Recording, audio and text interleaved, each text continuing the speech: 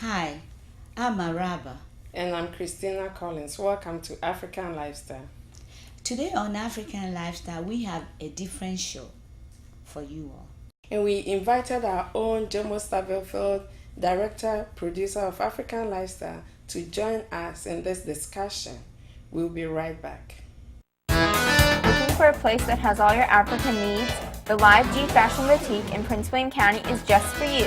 Located at 14804 Build America Drive, we carry beauty and skincare products, jewelry, a wide selection of clothing for the entire family, and much more.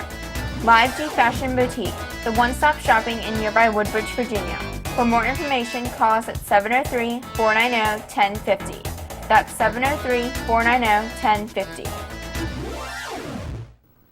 Gainesville Family Dental Center is a state-of-the-art facility with deep ties to the African community.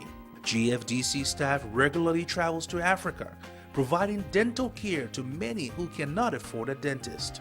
This type of dedication is the core of our belief that everyone, regardless of circumstances, deserves a beautiful smile. Gainesville Family Dental Center, 703-368-1272. Tricon International is the link between Africa and the rest of the world. Tricon is at the front line of emerging markets with products and services for the 21st century. Tricon Shipping and Brokering are our flagship services, and we have developed a direct link from the Washington, D.C. area to most of West Africa.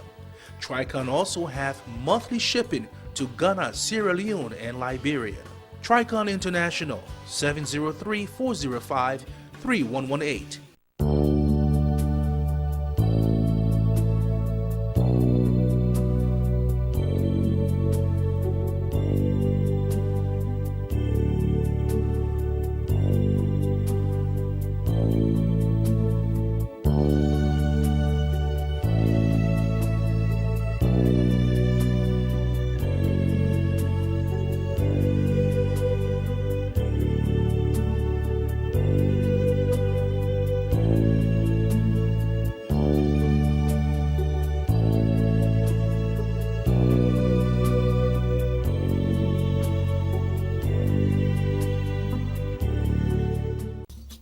Advertise your business on African Lifestyles and reach the African community.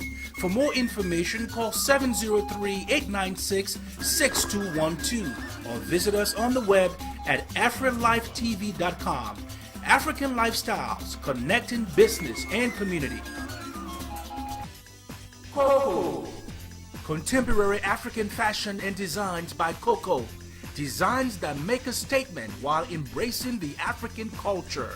Coco. Sexy, elegant, youthful. Coco. African motif with contemporary flair. Coco. Extraordinary designs by Coco. Visit African Design Boutique and Gift Shop at 395 Garrisonville Road in Stafford, Virginia. Coco. Welcome back. We are talking about issues affecting Africa, especially economic crisis. And we are bordering the first discussion on Obama's policies pertaining to Africa. Jomo. Well, you see, Obama, lots of Africans all over the country, all over the world for that matter, we holding our breath to see what policies or what issues Obama going to come out with towards Africa. Just recently, we all got excited because he just nominated Johnny Carson to be the assistant Secretary of State, and he will be in charge of African affairs or African policies. That's very exciting for all of us who have interest in Africa, because Mr. Carson has he has been ambassador to three African countries. Yes. Right. And he was also working on Capitol Hill on the subcommittee of African affairs. So this is someone who has experience on the continent. He knows what the policies are. Right. Yeah, he knows the people. He knows the culture. And I think it's a bold step from the Obama's government That's it. that Africa is about to become an important Yeah. part of his administration. Right. And you know what? I think he's been to about 40 African provinces or so. So you're right. He knows so much. He's well depth into African affairs. This man's career has been about Africa. Right. Yeah. So he knows whatever the Africans need and Right. all the problems we're facing. Yeah. all And that talking stuff. about what Africa needs, he's again started talking about, freedom of speech for Oh, the okay. media. For media, Oh, yes. okay. Yeah. Okay. Mhm. That is so crucial because the tenets of democracy Right. is that you can't really have true democracy without freedom of the press. Right. Right. And in this country we know that the press is what we call the fourth estate. In other words, Right. they're the ones that oversee the government. Yeah. So the government becomes responsible. Right. And so having that and media and journalists to be able to report the stories as they are, As they are. Yeah. right? It is tremendous. Yeah. I Because believe that. some countries don't want you to say what is happening. You can open your mouth. No, And right, all this, right. which is not right. Yeah, you the only know? thing the media can do is to say good things, Things about about the the government, yeah. whether Right. they're It's doing not right good. or not, and that's It's wrong. not good at all. And he also mentioned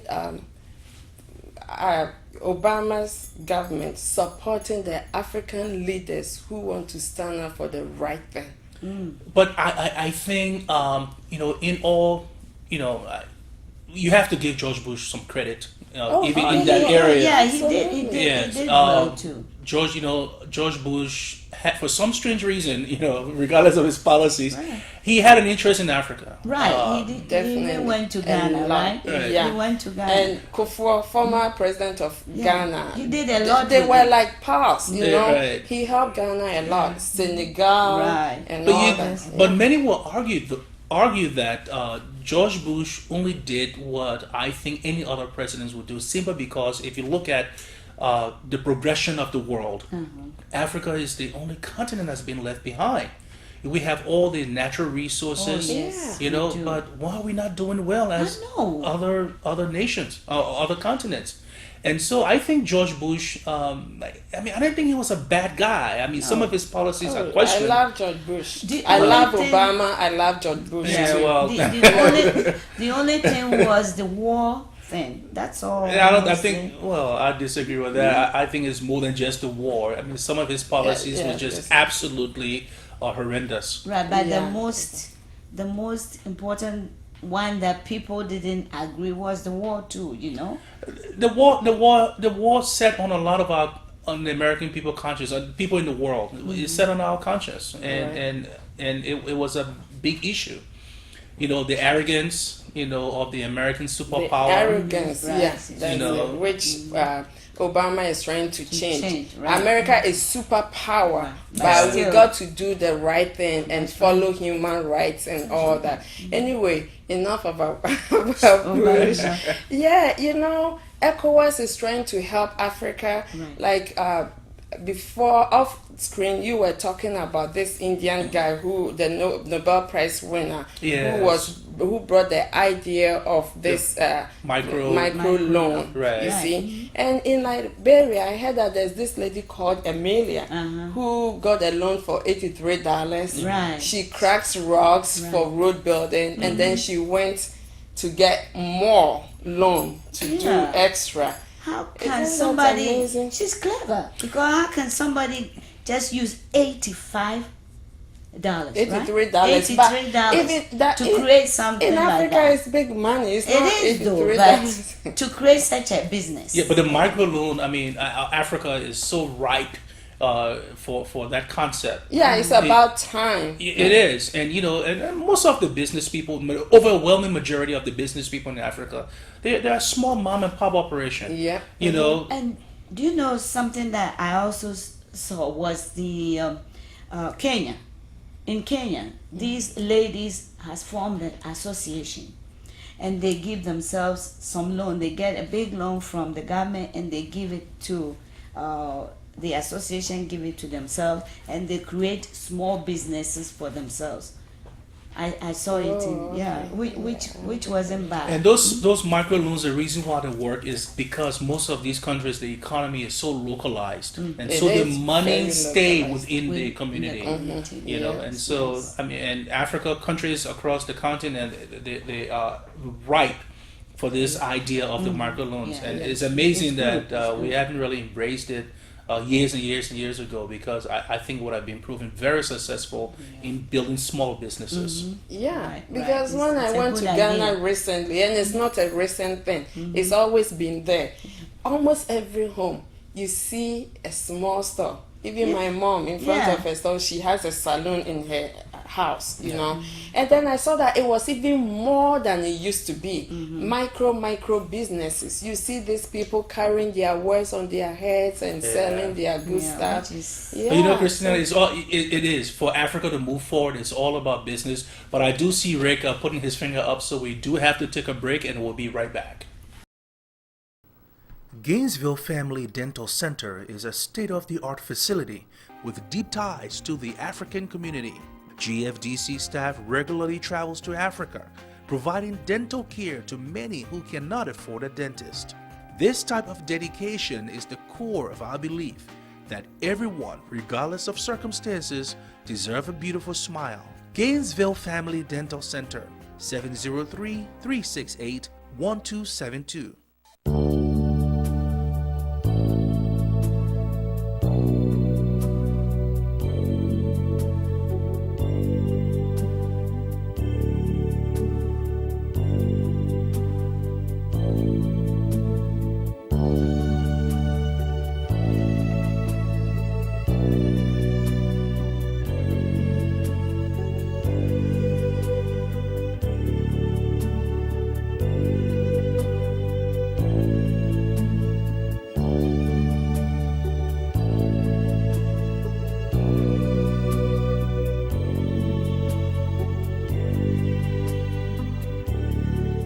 Tricon International is the link between Africa and the rest of the world.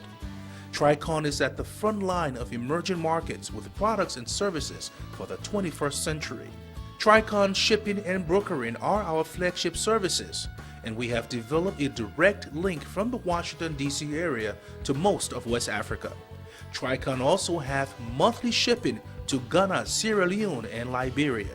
Tricon International, 703-405-3118. Coco.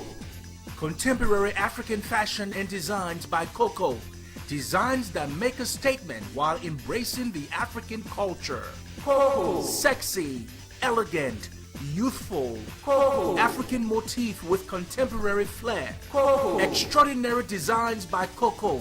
Visit African Design Boutique and Gift Shop at 395 Garrisonville Road in Stafford, Virginia. Coco. Advertise your business on African lifestyles and reach the African community. For more information, call 703-896-6212 or visit us on the web at AfriLifeTV.com. African Lifestyles, connecting business and community. Welcome back. Before we went to the break, we were talking about micro businesses in Africa, and this means a lot to the African. Now, what impact is it going to have on us, the positive impact, especially those of us abroad? Because there are a lot of people who have big ideas. They want to build businesses, and yet they go back to Africa to build their businesses, and then they come back.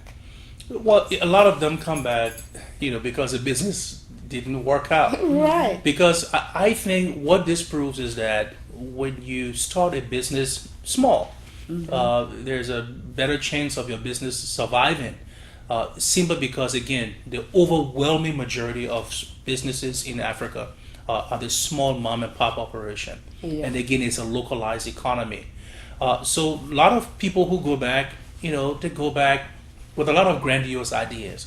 You know, they want to open a factory, they want to open a this, and of course, you know, it requires money and sustainability. And so if you don't have the customers to sustain that kind of business, you go under quick. But the businesses who are catering to the everyday needs of the people, those are the businesses that I see surviving. Like restaurants, small businesses like telephone services. Yeah, And they all have this, something like or communication center. opening a small shop. Yeah, even the Yeah. money changers are making money. I mean, yes, they're they're surviving. making a lot of money. Buying, selling of telephone cards, and all this. You see kids standing on the street. These kind of businesses last a long time. Okay, my question is, Jomo, you were talking about, I mean, people having these big ideas of opening factories. Does that mean that nobody can go back and open